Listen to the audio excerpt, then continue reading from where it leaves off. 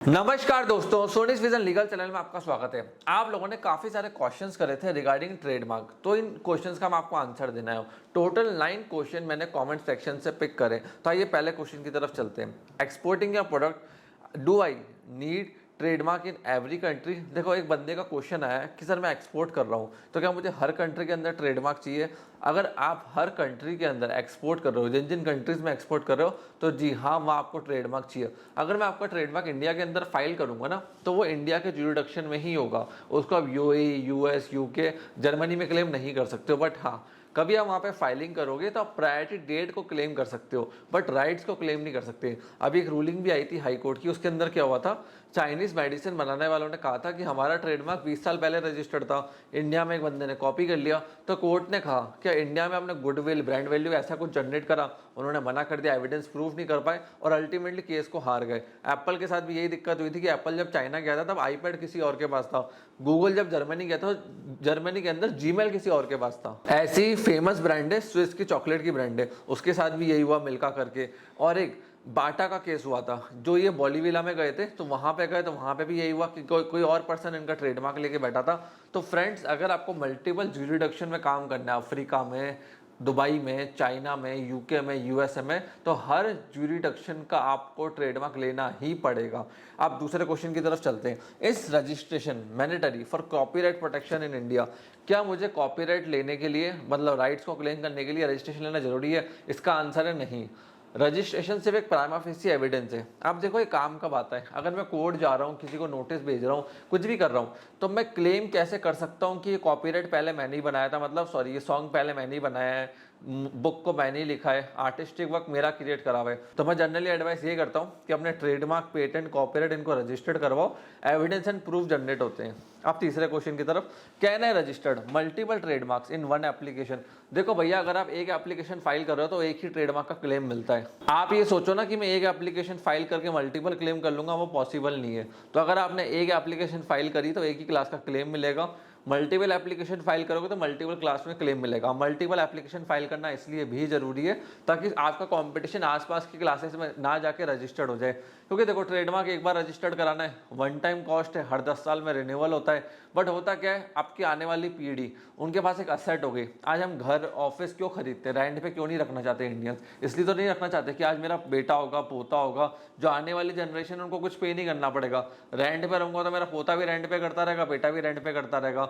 तो वो असेट बनाने के लिए आप लोग खरीदते हो। सेम इन दिस, आप ट्रेडमार्क एक्वायर कर रहे हो तो आपकी फैमिली के असेट बन रहे हैं। अब चलते हैं नेक्स्ट क्वेश्चन की तरफ। Can you file a trademark opposition in India even if your mark isn't registered yet? Yes, trademark opposition file करने के लिए रजिस्ट्रेशन की जरूरत नहीं है, सिर्फ एविडेंस और प्रूफ दिखाना पड़ता है। तो अपोजिशन कोई भी फाइल कर सकता है। या तो मेरा ट्रेडमार्क मैंने अप्लाई करा हुआ है, पेंडिंग पड़ा हुआ है, तो मैं अपोजिशन कर सकता हूँ, या फिर मैं इसको कमर्शियली कहीं पे यूज कर रहा हूँ और मुझे दिख गया कि सामने वाला इसको कॉपी करा, तो मैं उस पर क्लेम डाल सकता हूँ। अब देखो, मैं फर्जी क्लेम भी डालता हूँ ना अपोजिशन का, किसी के ट्रेडमार्क को अटकाने का, तो जनरली क्या होता है, मैं एविडेंस पेश नहीं कर पाऊंगा, वो ट्रेडमार्क 2, 3, 4 साल बाद निकल जाएगा। और अगर आपके अपोजिशन में टाइम लग रही है तो प्रोसेस को एक्सपेडिट करवा लो ताकि 5-6 महीने में आपका काम हो जाए। अब चलते हैं नेक्स्ट क्वेश्चन की तरफ।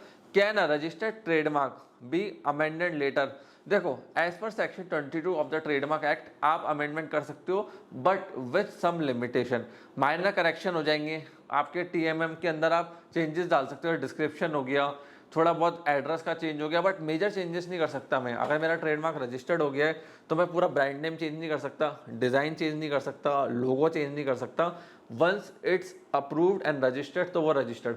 एड्रेस चेंज हो जाएगा, ठीक है, गुड्स एंड डिस्क्रिप्शन चेंज हो जाएंगे, ये सब चेंज हो जाएगा। बट अगर मैं करूँ कि पूरा लोगो चेंज करो, ट्रेडमार्क चेंज करो, तो वो पॉसिबल किसी भी वो कहते हैं ना कंडीशन में नहीं है। इवन मेरा ट्रेडमार्क एक्सेप्ट भी होगा उसके बाद भी मैं नहीं कर सकता।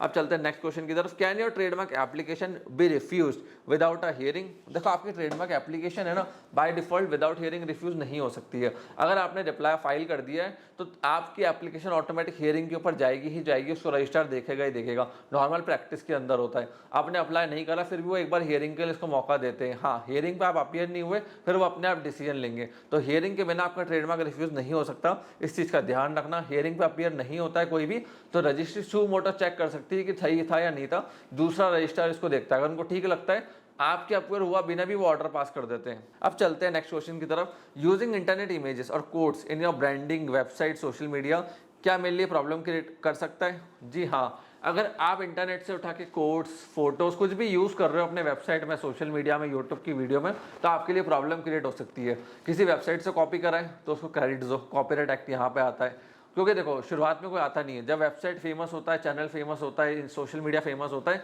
तब सब उठ के आ जाते हैं। तो कहीं से भी कुछ भी फ्री का उठा रहे हो, क्रेडिट देना चालू कर दो। जब वहाँ स्पेसिफिकली नहीं लिखा हुआ रॉयल्टी फ्री, लिखा हुआ है तो फिर कोई दिक्कत नहीं है। 8वीं चीज, can I change my trademark details during renewal? बहुत लिमिटेशन के साथ आप चेंज कर सकते हो। मतलब मैं एड्रेस चेंज कर सकता हूँ, कंपनी का नाम अपडेट कर सकता हूँ, एड्रेस अपडेट कर सकता हूँ, बट क्या चेंज नहीं कर सकता? मैं मेरे रजिस्टर्ड लोगो, ट्रेडमार्क, ब्रांड नेम इनको चेंज नहीं कर सकता। वो करना तो नई एप्लीकेशन फाइल करो।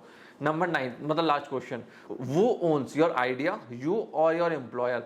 क्या मेरा मालिक जिस कंपनी में मैं काम कर रहा हूँ वो मेरा आइडिया कॉपीराइट को ओन करता है, मैं ओन करता हूँ? अगर आप, जैसे आपका 9 to 7 आवर्स की जॉब ड्यूटी है, कंपनी ने आपको वर्क दिया, आपने R&D करा, रिसर्च करा, तो वो IP कंपनी की हो जाएगी। बट मैं लेट नाइट वर्क कर रहा हूँ, संडे वर्क कर रहा हूँ, after office hours and below, मतलब sorry, after the scope of my work, कि मेरा वर्क तो मंडे टू फ्राइडे था, सैटरडे संडे मैंने रिसर्च करी, या मेरा जो कंपनी में काम है फोटोग्राफी का था, मैं लीगल में रिसर्च कर रहा था, स्कोप है ही नहीं फोटोग्राफी बिजनेस का लीगल से लेके, तो वो टोटली डिफरेंट है। तो अगर स्कोप ऑफ वर्क में नहीं है, yes you own your idea, but उसको डेफिनेटली आप रजिस्टर्ड करवाना, ताकि फ्यूचर में आपको कहीं पे भी दिक्कत ना आए। सो फ्रेंड्स, ये 9 क्वेश्चन थे जो मैंने कॉमेंट सेक्शन से पिक करे। काफी सारे क्वेश्चन के आंसर मैंने ब्लॉग भी लिखे मेरी वेबसाइट के ऊपर, सोनीज विजन के ऊपर, आप विजिट कर सकते हो ब्लॉग सेक्शन में जाके। वहाँ मैं कंटेंट लिखता हूँ, ब्लॉग्स लिखता हूँ, IPRs के बहुत सारे कंटेंट इन्फॉर्मेशन वहाँ पे मैंने डाला है, उनको भी जाके आप चेकआउट कर सकते हो। मैं लिंक्डइन पे भी आजकल काफी एक्टिव हूँ, वहाँ पे भी मैं काफी ज्यादा पोस्टिंग करता हूँ, नॉलेज इन्फॉर्मेशन शेयर करता हूँ, ताकि राइट एंटरप्रेन्योर्स तक राइट इन्फॉर्मेशन पहुंचे। आपने इस वीडियो को यहाँ तक देखा, हम लोगों ने सपोर्ट दिया,